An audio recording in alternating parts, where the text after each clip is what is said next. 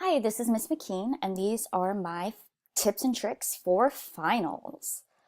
So what I have done is broken this down into a 3-video effective finals study plan. And what you need to do is decide what you need as a learner and as a studier. And so maybe you don't need the first video because you already have a system that works for you. And that's totally okay. So move on to video 2. You need to use what you need in order to best benefit you. So video 1 is going to go over how to organize your studying. So this is before you actually start studying. What is your plan? It does take time, but in the end, it'll save you lots of time. Video 2 will then break down how to know what to study, because most of your finals are comprehensive, meaning that they span all the content and skills from the whole semester. You don't have that kind of time to review a whole semester's worth of knowledge. And so you have to tackle it effectively. What do you need to know? What do you not need to know? What do you need to study? Last but not least, video 3 will then go into how to study what you've determined that you need to study. There are many tricks that are out there that are very effective, and so I will be going over those. Video 1, how to organize studying, will be about knowing the schedule. Number 2, we'll go over knowing the tests that you have to take, getting a little bit more personalized. That is what this first video will be about. Video 2 will go into how to know what to study, how to figure out what you know and what you don't know, how to know the big picture, and how do you know what you've already been assessed on. Last but not least, video 3 will wrap up with tricks on how to make it stick, knowing the step-by-step processes, and last but not least, knowing what's helpful to you. So if you feel you need some help or guidance on how to organize studying, please proceed to the rest of this video. If you feel like you have a plan in place already, you can go ahead and skip to video 2. So video 1 is how to organize studying, knowing the schedule and knowing the tests. You just don't have the kind of time to review everything to 100%, so we have to be efficient with how we do this. So, first and foremost, knowing the schedule. At Laguna Creek High School, we have the 2 finals per day, starting off with odds and then going to evens. This is important to know because if your hardest final is 6th period, it's not until Friday, which means, yes, you might feel like you need to study for it right now, but you're going to need to wait and put that off until later because you still have 1st and 3rd, 5th and 7th and 2nd and 4th. Or maybe there's a reverse and your hardest final is 1st and 3rd. That's going to be important to know and tackle that right away. You also need to think about the combo of the finals you have in a day. Do you have an easy final and a hard final? Do you have a hard final and no final? Do you have 2 hard finals? And so you need to take that into account when you are planning. You also need to take into account life. Like if you're going to graduation on Tuesday, it's at 7 o'clock at night. And so it's about a 2-hour graduation, it's downtown, then you have to think about the after celebrations. What are you gonna do if you have a 5th period final the next morning? How are you gonna prepare for that? So this is our general schedule, and now we're gonna take it into the personalization of your schedule. This is a chart that I created for students to organize their final studying. You can access this on the Laguna Amazing Google site. The link is on our YouTube channel. Now, the only thing is you have to have an EGUSD account in order to access the Google site. So if you do not, you can simply create this on paper or on your own on a computer. Pretty simple. So the first step is to fill out the left column, which are your classes. I've listed them in order of how you will take them, so that way you see the chronology visually of what you're going to tackle. So fill in those classes. The next step is to think, do I have a final in this class? Do I have to take a test? Do I have an essay due that day? Do I have a project, a presentation? If so, you're going to check mark all of those, the ones where you do have finals. This is going to help you determine what you have to do. Now, this could be very stress relieving because you're like, oh, wow, I actually only have 3 finals. That's not so bad. And they're spread out. Maybe you have one 1st, 7th, and 6th. That would be great. Or it could actually end up being very stress inducing because you realize how many finals you have or they're all clumped up in one section. But this video will go over how to strategically tackle this to help reduce that anxiety. So this is the fun part. After you check off what finals you have, the ones that you didn't check off, that you don't have a presentation, a test, a project, whatever it may be, cross that off. Take some joy in it. Some students take Sharpies to this. Some students like really get fun with the crossing off. Go ahead and do that. After you cross those off, you then realize what exactly you have left to do. And so what you want to do is then really think of those classes I have finals in, which are going to require my most energy. And you want to make those stand out and pop out at you. So you want to highlight the classes you're going to have to give the most energy towards. Now, this could mean a class that you're struggling in, and so you really need to give more time to it. This could be maybe a class that you're trying to switch from a plus to a minus, meaning maybe you're standing at a C plus right now, and the final could take you to that B minus, so you want to put more energy towards it. You need to think, which ones do I really need to give the most energy towards, so that way you can allocate that time accordingly. After you know the schedule, you need to know the tests that you have. So in the third column back on our sheet that we set up, what you want to do is ask yourself, what type of final am I taking? Is it multiple choice? Is it fill in the blank? Is it an essay? Is it a presentation, a project, a combo?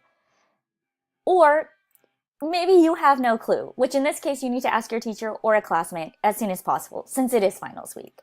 So what you want to do is ask yourself, what type of final am I taking?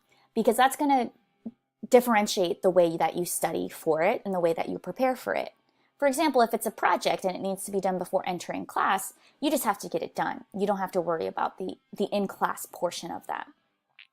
So I'm going to take a quick break from giving advice on how to organize for studying and give some test-taking strategies, because multiple choice can be very intimidating, especially since finals tend to have 80, 90, 100 multiple choice questions. And it's an endurance game. And so there are some strategies you can take into this. So when it comes to taking a multiple choice test, I always suggest brain dumping first. That means whatever you're trying to keep in your head memorized, get that down on paper as soon as you have paper and as soon as your teacher says it's okay to write. Now, the reason you want to do this is because your brain only has so much energy. And so if you are struggling the whole time to keep that stuff memorized in your head, that's going to take away energy you can allocate towards the strategy of a multiple choice test. So what you want to do, brain dump, get that information down. Now you no longer have to worry about memorizing it because it's visually on your paper. Then after you do that, answer the questions that you know first. The ones that you can answer right away, be strategic, be efficient, earn those points, and maximize what you're going to get. You don't want to not get to these questions because you run out of time. Then what you want to do is skip the ones you don't know as well. Star them, circle them for sure as a reminder to come back to them.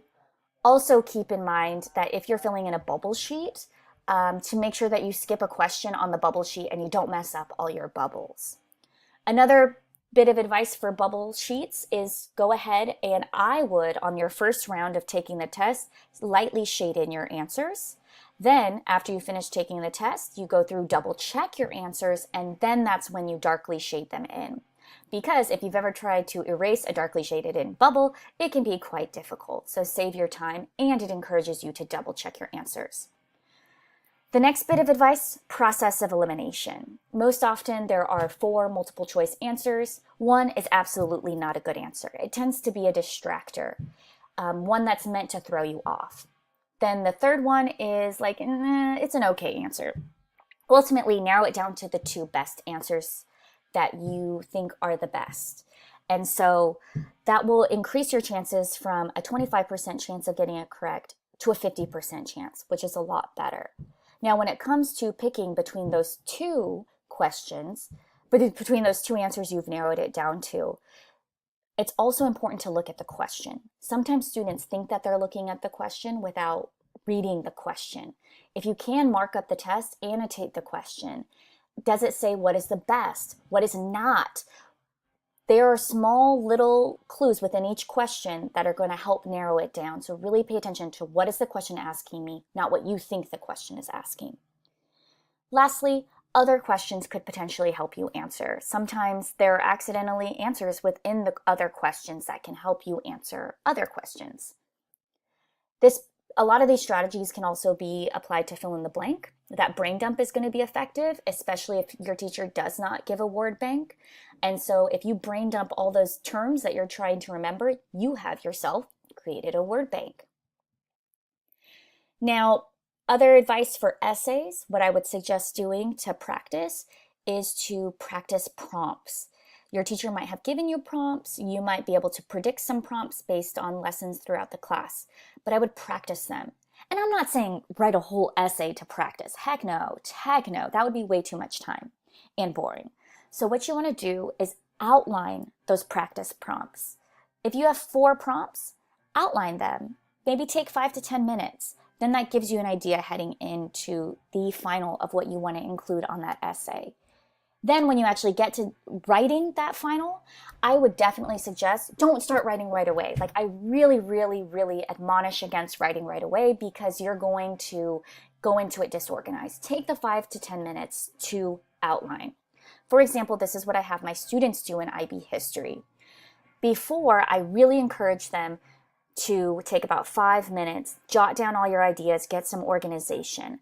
So on the left, what we have here is a technique I call VST of how to break down a prompt. I will have another video separately on how to do that. Then outlining the essay, getting the major ideas down. And then on the right, what she's done is outlined an introduction paragraph. So now she has a vision. Now the writing will be easy. If you have a strong outline, it makes the writing so easy. Throw in some transition words, some detail, boom, it's done. So this is some advice on how to take those tests. Next up, what you want to do is think, do I have a study guide for this final? So what I would do is go through for the ones that you do have finals and do I have a study guide? I would put a box and then check it once you get it. This is going to be important to determine if you have a study guide or not, because if you have a study guide, the prep work is already done. You just have to fill it in. Your teacher's taken the time to do that for you. But if you don't have a study guide, you're going to have to create your own study guide, which video 2 will go over how to determine what you need to study. If you do have a study guide, I would put a second box and check mark it once you've finished it as a way to hold you accountable. Plus, who doesn't love checking off boxes? The next step is, when am I going to study for each of my finals? You need to think back to that schedule. When is my final? You need to think to what you have going on in life, sports, clubs, families, friends, etc. Are you going to graduation? Think about when there is time in the day for you to study and when are you going to tackle it. Now, if you can't stick to this schedule throughout your finals week, that's totally okay. It's just a guideline and a map for you that you've thought this through. My last bit of advice for organization for studying for finals is a pocket of time. This is something that I really encourage my students to take advantage of. This is something I take advantage of as well. We really do have lots of time throughout the day. They just come in small pockets. 5 minutes when you're waiting for your ride, 5 minutes standing in the line at the grocery store, whatever it may be. You can take advantage of that time. You might not be able to complete everything. You probably won't, but you could do 5 questions on your study guide. Study 5 Quizlet flashcards. Whatever it may be, there are those small pockets of time, and I encourage you to take advantage of those pockets of time to knock out studying, and it'll save you time later. These are my tips and tricks on how to study for, or how to organize the final studying process. If you have questions, please email lagoonamazing@gmail.com. You can contact me on Remind if you follow the Lagoon Amazing Remind or the Lagoon Amazing Instagram. Thank you.